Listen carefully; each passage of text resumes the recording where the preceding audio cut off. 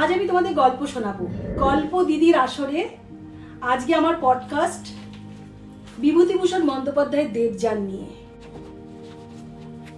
এই বইটি যারা পড়েছেন তারা জানেন এই বইটির কি মাহাত্ম্য।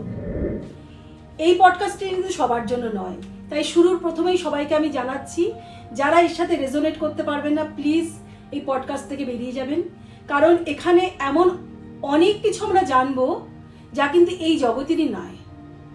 আফটার ডেথ আমাদের আত্মাটা কোথায় যায়? কারণ এই যে মৃত্যু হয়ে গেলে তো সব শেষ না।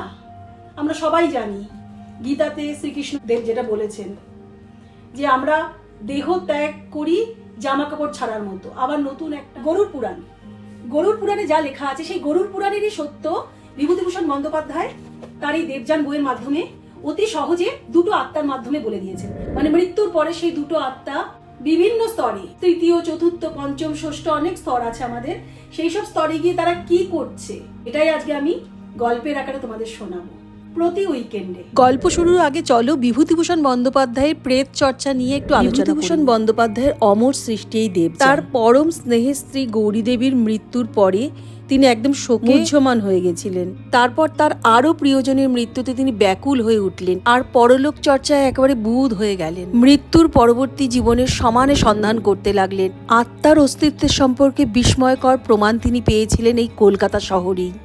এক সন্ন্যাসীর সাথে তার দেখা হয়েছিল। তিনি তাকে বলেছিলেন যে আত্মারাও প্রেতাত্মারাও বিচরণ করে, তুমি কি তোমার স্ত্রীকে দেখতে চাও? সেই প্রচণ্ড কৌতূহল নিয়ে যে তিনি প্ল্যানচেট শুরু করলেন তার তিনি থামাতে পারলেন না।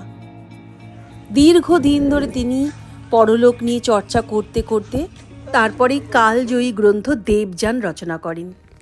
তাহলে বন্ধুরা, আজকে ছিল এটা ইন্ট্রোডাক্টরি ভিডিও, আর পার্ট 1 নিয়ে চলে আসছি আগামীকাল শনিবার শুধুমাত্র তোমাদেরই জন্য। তাহলে দেখা হচ্ছে আবার কালকে।